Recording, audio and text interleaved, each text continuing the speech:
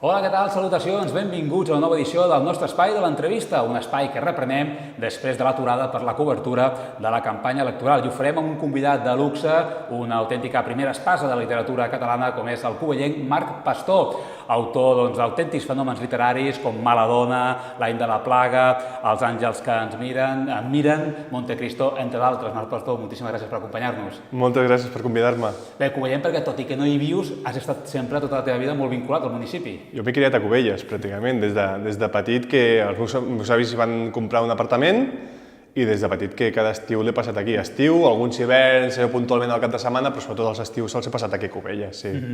I alguns dels teus relats han estat inspirats en part o algun mig escrit a Cubelles o alguna part al municipi?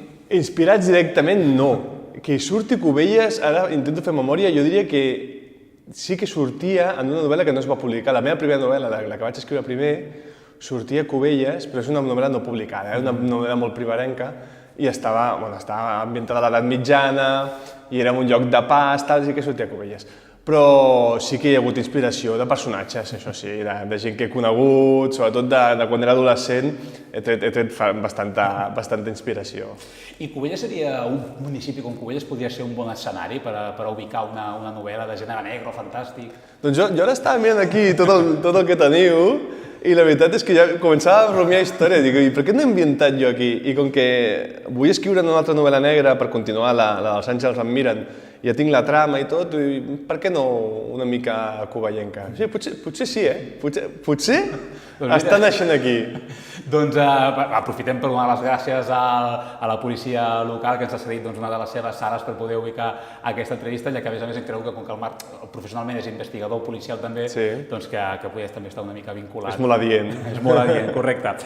Com neix, Marc, aquesta dèria per l'escriptura? Doncs no t'ho sé dir, jo crec que és una mica neix de l'enveja de petit, de llegir novel·les, sobretot jo recordo llegir novel·les de Stephen King quan era petit, i tenim els sons. I dir, com és possible que aquest paio, a tants quilòmetres de casa meva, un tio tan diferent a mi, que és capaç d'escriure històries amb paraules, només utilitza paraules i em provoqui sentiments de terror, d'emoció, de por, de riure, em provoqui em remogui per dintre. Una cosa tan llunyana, com m'ho pots fer això? No? I com algú pot publicar els sons només amb l'ús de la paraula? I jo vaig pensar, això també ho vull fer.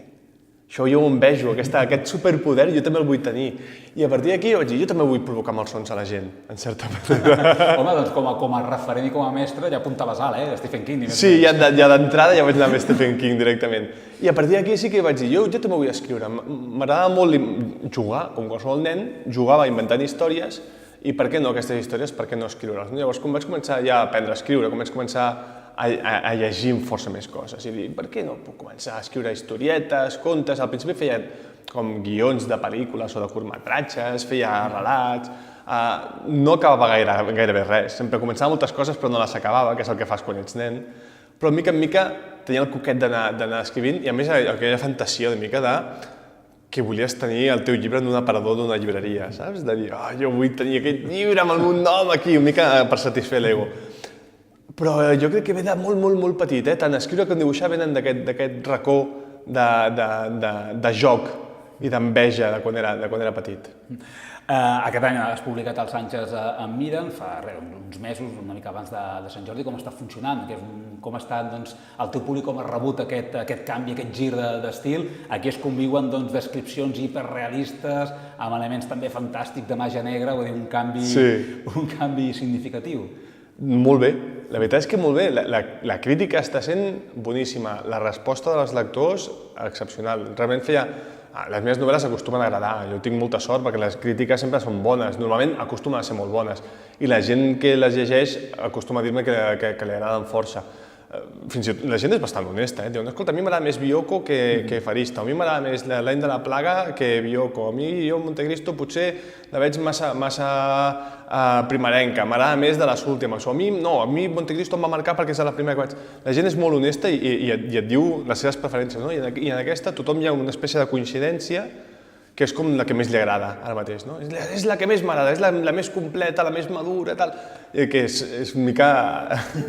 es fa estrany, en certa manera, no?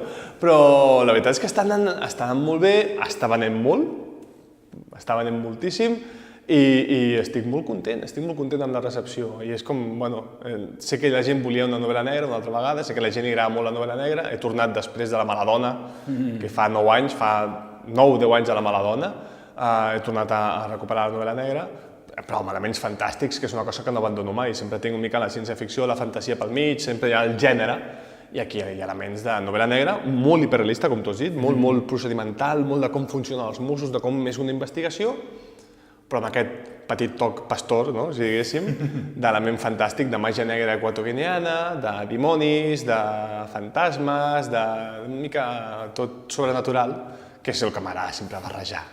En Xavier Borret, que és un escriptor de novel·la negra de Cubelles, i que ens ha ajudat una miqueta també a preparar... El Cubelles Noir, sí. El Cubelles Noir, que després també hi ha una pregunta vinculada al Cubelles Noir, però abans dèiem que ens ha ajudat una miqueta també a preparar aquesta entrevista, que és un expert en la matèria.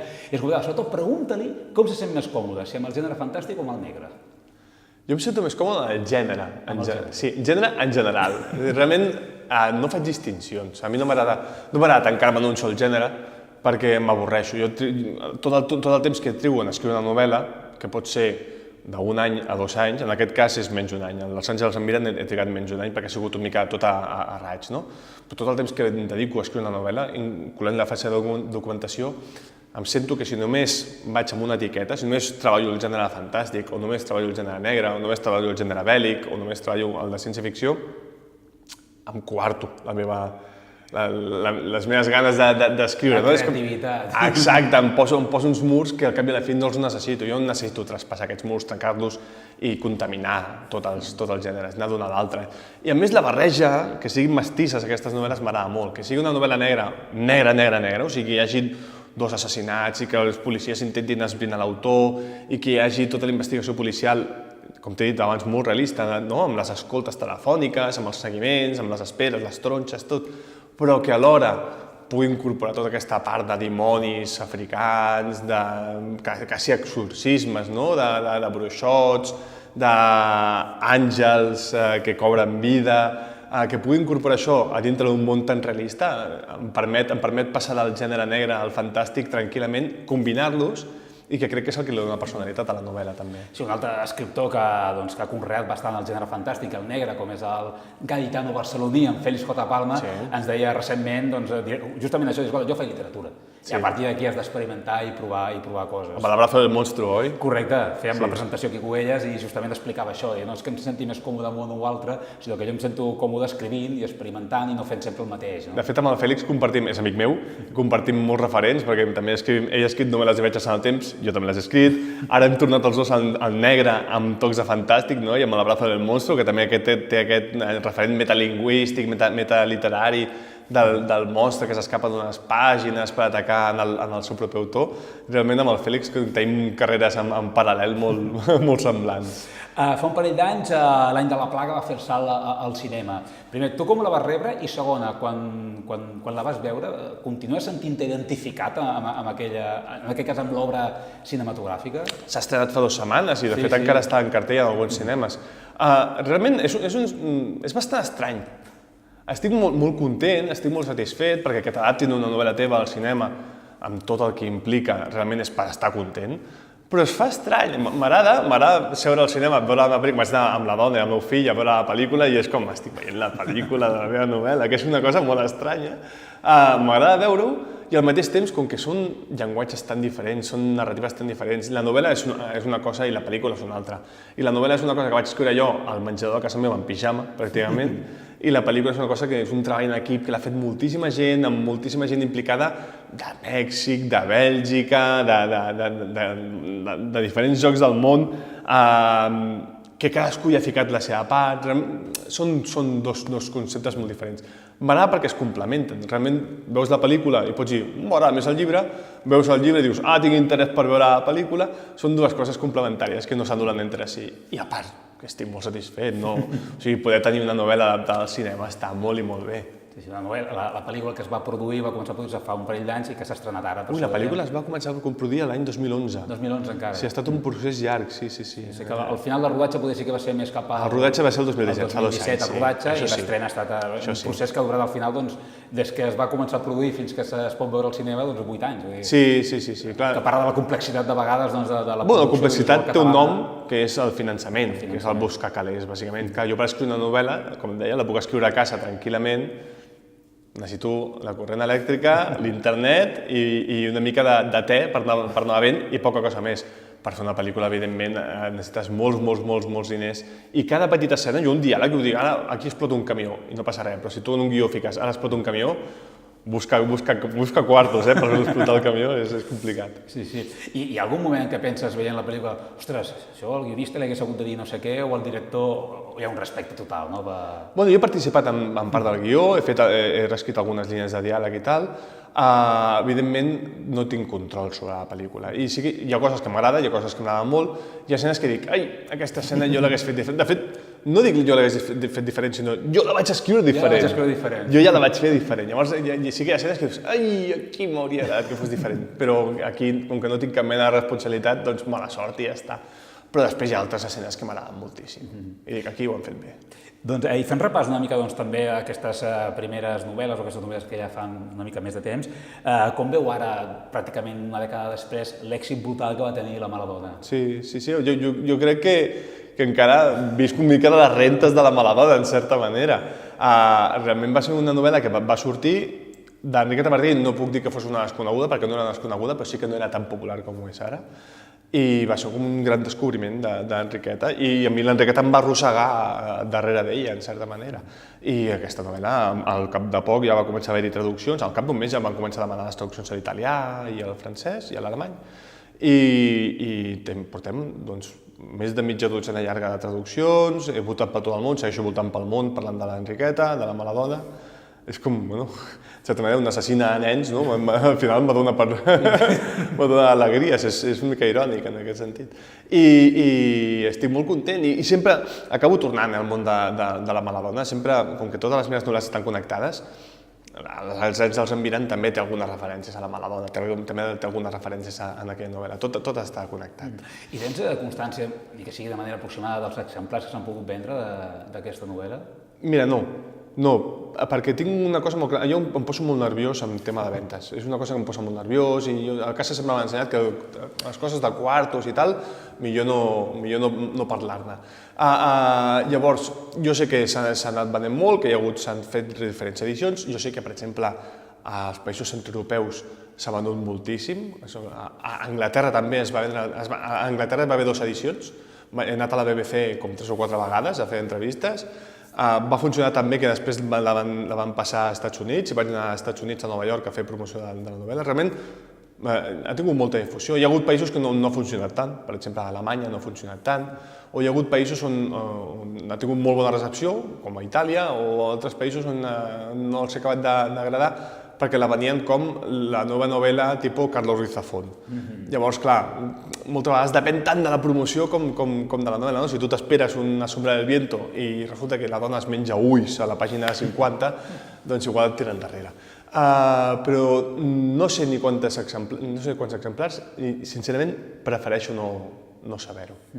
I, doncs, traduccions a banda, es venen més en castellà o en català? I, sobretot, en quin idioma et sents més còmode escrivint, fent els teus relats? Jo escric en català. Català sempre. Sí, català és la meva llengua. Català és l'idioma amb el que penso, amb el que parlo i amb el que estimo. I és un idioma amb el qual no he tingut educació literària, s'ha de dir. De petit sempre llegia, a casa teníem el Círculo de Lectores i jo llegia tot en castellà perquè era el que hi havia. I, de fet, novel·la en català de gènere no n'hi havia gaire. I és un idioma amb el que literàriament m'he hagut de posar al dia amb el temps, a base de llegir, a base d'estudiar de forma autodidacta i a base d'esforçar-me m'he hagut de posar al dia. Però és una decisió voluntària i conscient i fins i tot política d'escriure en català. No tinc problemes per escriure en castellà. A mi quan em demanen contes d'editorials d'arreu d'Espanya per a alguna antologia en castellà, jo els escric i tinc contes en castellà i m'hi sento còmode i fins i tot diria que a vegades és més fàcil fins i tot escriure en castellà. Em sento més, perquè ja et dic que de petit... Aquesta formació literària. La meva formació literària en castellà. Són d'estils diferents, quan escric en català i en castellà noto que som 2 autors diferents. Però ja et dic, tinc la voluntat personal i el compromís social fins i tot perquè faig una novel·la que en català no abunda. Cada cop n'hi ha més, que és la novel·la de gènere, de fantasia, ciència-ficció, afortunadament cada cop n'hi ha més, però no abunda. I, per tant, jo vull plenar aquest buit, en certa manera, també. I com se sent un referent de la novel·la en ciència-ficció? És que a mi em costa veure'm com a referent de res. O sigui, jo explico les meves històries. Jo faig el mateix que quan era petit i jugava amb els He-Mans. I jugava amb els He-Mans i amb els dijous i em muntava les pel·lícules. Faig el mateix, l'únic que ara ho faig en pàgines de paper, ho faig amb l'ordinador, i abans ho feia amb ninos. A vegades també tinc ninos per allà que també m'ajuden, Però a mi em costa molt de veure'm com a referent, perquè no crec que sigui referent de res, tampoc. Sí que sé que el meu nom està vinculat a la fantasia, a la ciència-ficció i al gènere, i fins i tot a la novel·la negra. I això em fa sentir orgullós, i sé que quan es parla de fantasia, ciència-ficció i gènere en català, el meu nom sempre hi surt. Això em fa sentir orgullós. Però d'aquí a referent ho veig molt lluny, això de referent. I com és també aquesta relació entre viure casos reals per la teva professió i després escriure'ls, no aquests mateixos, sinó també inventar aquests casos literaris, com és aquesta relació? De retroalimentació, en certa manera. Sí, són dues vessants de la meva vida que van per separat, perquè una cosa és el que faig a la feina, l'altra és el que escric, i realment són dos hemisferis del cervell, fins i tot, que no estan junts, que van per separat, però sí que és veritat que a vegades estic a la feina i veig coses que són tan extremes o estranyes que dic, això ho he d'escriure. Això ho he d'escriure. Llavors el que faig és apuntar-m'ho, perquè si no ho apunto després me n'oblido i em fa molta ràbia. Apunto. Però coses com una frase que ha dit algú, o un detall d'algú obrint una porta, la forma d'obrir la porta, una posició d'un cadàver, coses, petits detalls, no tant una escena d'un crim en conjunt, que això també, però tampoc no és això, sinó detalls de, ai, això m'ho he d'emportar en una novel·la, i tard o d'hora ho acabo ficant. Mira, a Marcel ja els em miren, vaig posar una frase que vaig apuntar a l'any 2010 o 2011, més o menys, d'una reconstrucció d'un homicidi. I la tenia guardada, la tenia apuntada, aquella frase, en una llibreta, i deia, això quan la posaré? I al final la vaig acabar escrivint el 2017. O sigui, el reciclatge no ha de ser necessàriament immediat, sinó que pot tenir un llarg recorregut. Això que passa, que vaig amb un bagatge aquí en el cap que al final no me l'acabo. Però sí, es van ajudant. També és veritat que a la feina intento pensar, a veure, què faria aquí Sherlock Holmes, no? Que això com ho investigaria? Jo no soc Sherlock. I abans parlàvem d'aquesta inspiració que podia haver generat en el seu moment Cubelles, aquests personatges de Cubelles. Clar, tenint en compte la professió que exerceixes, evidentment, entenc que hi ha d'haver també alguna inspiració també en companys o en amics que quan són conscients que estàs a punt de treure una novel·la, com la reben ells també? Dic, a veure què ha publicat aquest ara, a veure si surto d'alguna manera. No, perquè jo els vaig avisant, Jo els vaig dient, escolta, això que vas fer l'altre dia, això t'ho he posat a la novel·la, o aquest... I s'ho prenen bé. Els que els aviso sí, perquè hi ha alguns que no els aviso i aquest no els dic res. Potser no se la llegeixen, potser sí que se la llegeixen, però no reconeixen. Hi ha gent que no reconeix les novel·les, perquè saps què passa? Tampoc no agafo.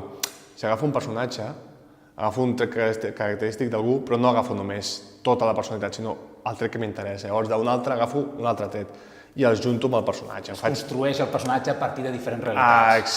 Exacte. Llavors no és ben bé que hagi agafat aquella persona per fer això, perquè tampoc no tinc cap mena d'interès. Ho he fet, Amb l'any de la plaga, per exemple, ho vaig fer. Vaig agafar persones reals i les vaig transformar en personatges. Però eren amics meus i ja eren amb el seu propi nom, eren ells... Fins i tot amb el nom... Sí, eren ells interpretant-se a si mateixos. El Diego, per exemple, amb la seva botiga de còmics, sortia ell treballant a la seva botiga de còmics. I als anys en Miren surten un parell d'amics meus també fent un cameo. Però jo, quan parlo de construir un personatge, em refereixo més a això, agafar trets de diferents jocs. Llavors dic, això que acabes de fer, a vegades sí que amenaço, dic, cuidado el que dius, que acabaràs una novel·la meva. Molt bé, doncs acabem, però amb una pregunta que ja ha estat en part contestada, perquè era per si coneixies el Cubelles Noir, que veig que sí que estàs al dia. Què et sembla una iniciativa d'aquest tipus en un municipi més aviat mitjà petit com el de Cubelles? Em sembla fantàstic, i que li dona visibilitat i que li dona li dona una potència i una veu important, a més ara a l'estiu, d'aquí res ja a l'agost, no? El tenim. Finals d'agost. I de fet ja he parlat amb el Xavi i venim cap aquí, al Cubelles Noir d'aquest any. Això podem avançar, Marc Pastor, sí. proper Cubelles Noir. Si no passa res, que això no es pot dir mai, però si no passa res estaré aquí a finals d'agost, sí. Doncs serà un plaer. Ara sí que acabem. Bé, aquesta novel·la, estàs ara, com aquell que diu, encara en la promoció dels Àngels em miren, però bé, fa 2 anys que la vas escriure, estàs començant a preparar una nova obra, alguna nova novel·la? Com et trobes ara pel que fa a la producció? Tinc com tantes novel·les al cap per començar. Immediates que vull escriure són 3, de gèneres molt diferents. La que està més avançada, la que està en plena fase de documentació, la que jo crec que és la següent, ja la tinc, estic llegint ja documentació i començo a escriure-la. Encara no ho sé, no sé si començo a escriure aquest estiu o la començaré al setembre, quan passi l'estiu i estigui més tranquil, però ja serà, puc avançar que serà la segona part de la meva primera novel·la.